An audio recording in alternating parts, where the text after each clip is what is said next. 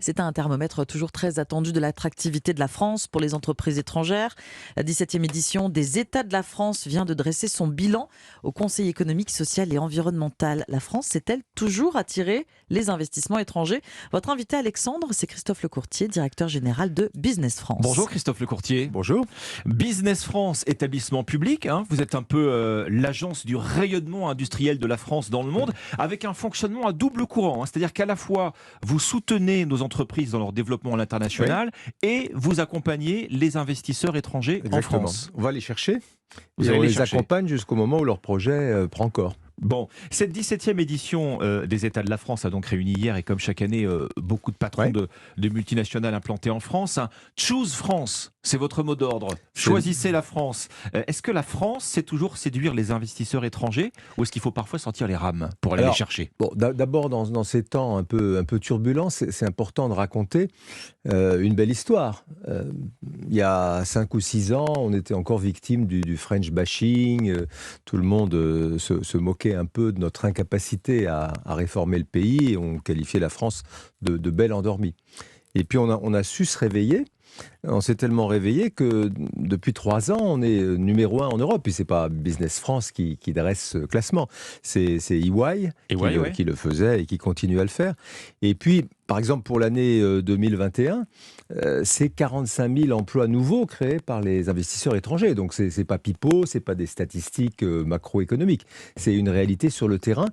Et on célébrera cet après-midi à Business France les deuxièmes rencontres de ce qu'on appelle la Team France Invest, c'est-à-dire l'équipe qui rassemble l'État, les régions, des agences comme nous, et pour se dire que finalement, il faut arriver à continuer dans les années qui viennent, parce que quand vous avez une couronne, vous cherchez à la garder. Alors justement, le French bashing, vous en parliez, comment s'est-il évaporé? Est-ce qu'on bénéficie, je ne sais pas, d'un effet Brexit par ricochet? Oui, ça a compté, parce que la Grande-Bretagne était assez régulièrement le premier pays, et ils se sont un peu perdus dans les brouillards de la Tamise. Faut bien le dire. Et bon, ce qu'on a vu les derniers mois n'a pas arrangé la lisibilité, la compréhension de la politique économique britannique. Mais on a aussi fait nos devoirs nous-mêmes. On avait des atouts structurels qui demeurent, même si par exemple sur l'énergie, il faut qu'on arrive à relancer nos centrales pour continuer à garder ce gros avantage qui est une électricité abondante nucléaire et pas trop chère. Voilà. Mais on avait aussi la place de la France, le marché français, etc., enfin la place en Europe. Mais on a su en 2017-2018 faire des réformes dans les secteurs qui étaient considérés par tout le monde comme les points noirs. Le code du travail, la fiscalité, un certain nombre de règles administratives qui étaient appliquées de manière plus rigoureuse qu'ailleurs. Et d'un seul coup, avec aussi l'incarnation que le président de la République a pu propulser un peu partout à la face du monde. Et Choose France, c'est notre mot d'ordre, mais c'est aussi, vous savez, une réunion qui se tient chaque année à Versailles, où on invite, le président de la République invite 150 à 200 investisseurs majeurs. Donc il a porté ça par sa personne, mais aussi par les réformes qu'il a fait. Et alors d'un seul coup, on a vu sortir du frigo, si je puis dire, des dizaines, des centaines, des milliers même de projets qui, jusqu'à présent, hésitaient un peu à atterrir en France. Il y a quand même un paradoxe, Christophe Lecourtier. Alors, en effet, la France, première destination des investissements étrangers en Europe. Mais dans le même temps, nous ne sommes que 19e en termes d'attractivité des talents. Comment vous expliquez ce grand écart?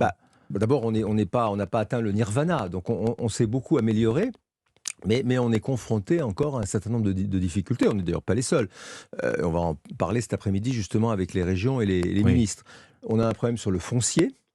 Et il faut qu'on arrive à retrouver des surfaces, parce que qui dit réindustrialisation, il faut bien qu'ils aient de la place. Et de ce point de vue-là, ça coince un peu. On a un problème pour les talents. Pour attirer les talents et même pour leur donner les permis de travail qui permettent d'exercer en France. On voit bien les débats qu'il y a autour de l'immigration et de la nécessité pour le pays d'accepter que dans un certain nombre de filières, on ne trouvera pas sur place toutes les compétences nécessaires. Alors sur les talents, le top 3, je vais le donner. Premier pays attirant les talents dans le monde, la Suisse, suivi de Singapour et des États-Unis. Et puis après, on a un tir groupé de pays de l'Union européenne qui se hissent dans le top 10. Danemark, Suède, Pays-Bas, Finlande, Luxembourg. Pourquoi la France 19e? Comment l'expliquer? Parce que, bon, d'abord, on a quand même une administration qui a du mal à distinguer dans le traitement des demandes de permis de travail le type ou la femme qui a vraiment les compétences requises pour travailler dans une start-up, pour travailler dans l'industrie, et puis le migrant, si je puis dire, qui demande avoir ses papiers lui aussi. Alors, c'est bien, l'égalité de traitement, qui est un principe français, est une bonne chose, mais encore une fois, on a du mal à faire la part entre celui qui est absolument nécessaire et celui qui doit être bien traité, mais qui ne répond pas à une urgence. C'est d'ailleurs pour ça, sans doute, que les réformes qui sont annoncées permettront de mettre un peu de dynamique là-dedans. Est-ce que c'est la seule raison qui explique qu'on ne sait pas retenir la matière grise, ou pas assez ? On a eu pendant quelques années, plutôt dans la décennie passée, une fuite d'un certain nombre de jeunes talents français vers des pays, pas seulement européens, mais aussi les États-Unis, l'Australie, etc. Avec des carrières peut-être plus séduisantes à proposer. Voilà, peut-être des dynamiques dans ces pays-là qui étaient plus attractives, notamment dans la nouvelle économie. Et on a d'ailleurs lancé des politiques pour essayer de faire revenir ces Français, parce que finalement, le besoin de talent, il peut aussi être comblé par des Français qui se sont exilés pour des X ou Y raisons. Mais c'est vrai que c'est un sujet sur lequel tout le monde travaille, que ce soit des talents ou des compétences, si je puis dire, basiques dans l'industrie, ou que ce soit des gens beaucoup plus capés, beaucoup plus pointus. Il faut qu'on arrive, alors il faut aussi convaincre l'opinion publique et l'administration qui gère ces procédures-là, il faut qu'on arrive dans les prochaines années à remonter dans le top 5 ou le top 10 des pays que vous citez. Bon, merci Christophe Lecourtier, directeur général de Business France. La France, donc première destination des investissements étrangers en Europe. Et ça continue en 2022, parce qu'on a une très bonne performance qui s'annonce pour 2022, année par ailleurs pas très facile pour le monde et pour l'Europe. Et vous n'y êtes pas pour rien, vous prenez votre part bien sûr à la tête de l'agence Business France. Merci à vous. Merci de votre accueil.